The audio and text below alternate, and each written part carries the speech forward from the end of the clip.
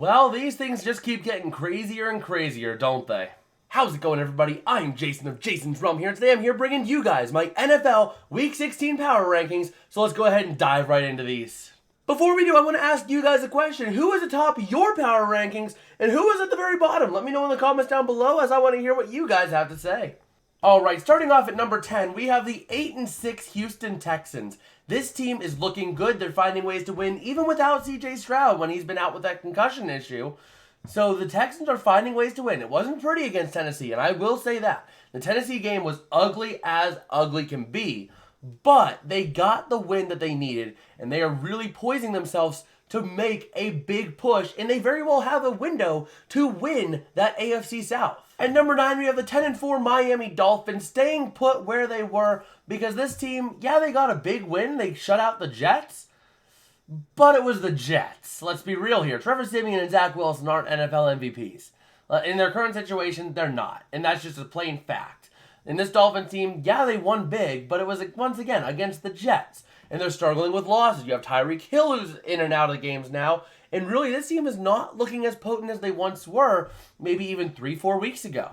At number 8, we have the 9-5 Chiefs. I couldn't really justify a swap here because the Chiefs ended up winning as well, so I couldn't justify bringing them down. Even though it was only a 10-point margin of victory against the Patriots, it really goes to show you that the Chiefs are finding ways to win, yes, but it is ugly in doing so. And even still, they're not always finding ways to win, hence why the AFC is not going to go through Kansas City this year. For the first time in what feels like forever, the AFC is going to go through another city. Most likely Baltimore, the way the Ravens are playing right now, and the way the Dolphins are struggling in a game behind. At number 7, we have the Philadelphia Eagles sitting now at 10-4, falling down a spot from last week because, well, you lost to the Seahawks. I mean, yeah, Jalen Hurts was sick. That's why I didn't drop you anymore. Jalen Hurts came into this game. He was sick. He couldn't really do a lot. He wasn't as effective. So I gave you guys a little bit of leniency, a little bit of grace in your rankings so that, you don't get too hurt because Jalen Hurts was, coming off the flu. But overall, this team has not been convincing me over the last couple weeks. They lost to San Fran. They lost to Dallas. Fine, those are excusable losses. But then you go into Seattle and lose to Seattle with a sick Jalen Hurts, but still, your defense just was not able to shut down Drew Lock, of all people. Now, no disrespect to Drew Lock. He is a fairly solid football player, but he's not the upper echelon of quarterbacks. Any good defense should be able to shut him down. And this Philadelphia Eagles defense is supposed to be one of the better ones in the league, and yet they're struggling. At number 6, we have the Los Angeles Rams, baby. Let's go. They're 7-7, aren't they? Yeah, they're only 7-7. Double checking. Yes, they are. This 7-7 team is the definition of getting hot at the right time. Now, I very well could. I actually am regretting because I didn't put Houston in this list. Houston, though, not Houston, Buffalo, but Buffalo is really getting good as well. They've had a couple of struggles early on that kind of lowered them significantly. But like the Bills, the Rams are getting good at the right time. The running game is clicking. The defense is playing solid. Ahkello Witherspoon quietly having a breakout season too with the Rams. He has been a very good shutdown corner for that team. And whenever you have the likes of Aaron Donald on your defensive line and your offensive line is getting the job done to allow Kyren Williams to run for over 100 yards game after game after game, pulling up his stats. I mean, I think it was at least the last 3 weeks. Let's pull it up right now. Kyren Williams' stats for the last 2 weeks, he's been over 100 yards. Out of his last 5 games, he has 4 of them over 100 yards. 158 against the Cardinals, 143 against the Cardinals, 88 against the Browns, which is, mind you, a very good defensive front. So getting 88 is like getting 100 yards against just about any other team. Then you have 114 against the Ravens and 152 against the Commanders. Yeah, the Cardinals and the Commanders aren't great teams, but you also put up very good numbers against the Browns and Ravens in the mix as well. So this Rams team is getting hot at the right time. All cylinders are firing, and this team, if they make the playoffs, I'm telling you right now, they have a very clear shot to the Super Bowl if you ask me. At number 5, we have the 10-4 Cowboys falling 3 spots because they just got exposed on national television. This team, we learned a lot on Sunday. They didn't do a lot, but we learned a lot. We learned that if you want to beat Dallas, run the ball down their throat. Get a touchdown, get a lead, and just run the ball down their throat. That's what Buffalo did, and they ran away with the game as a result.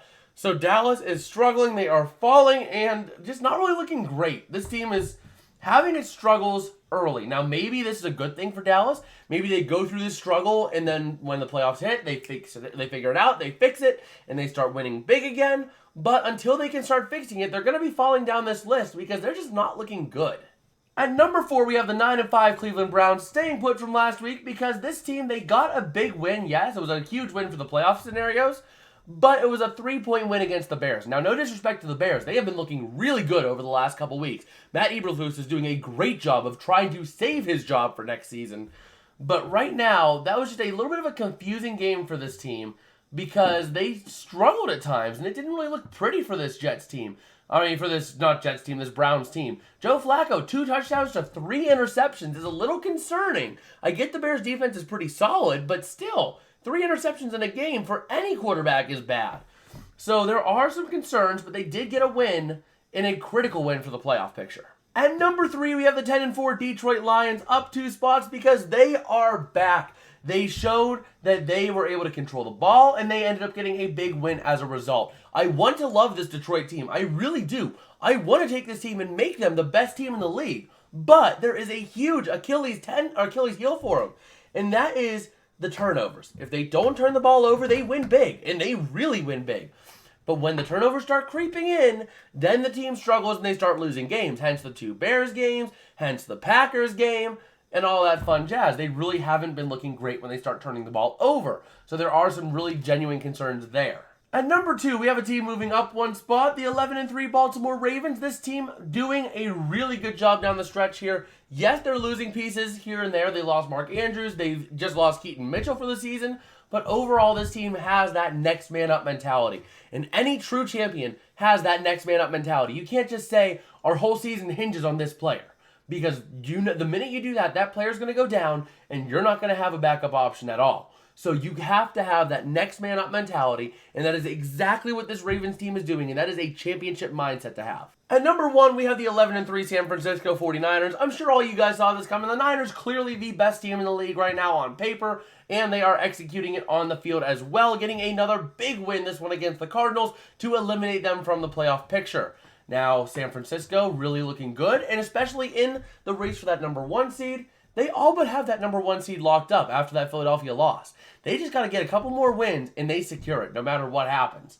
So ultimately, San Fran's in a really good spot, and this team is looking really good, and they are feeling really comfy going down these last 3 weeks of the regular season. Well, that's about going to do it for me today. If you guys did like, don't forget to smash like and subscribe, as it does help me out a whole lot. It tells me that I'm making content that you guys enjoy and want to come back to keep on watching. So it does help me out. And also, if you haven't already, make sure you go ahead and check out my tier list. Week 15 update here, discussing playoff chances for each and every single team. And with that, I will catch you guys later. Peace out and have a good one.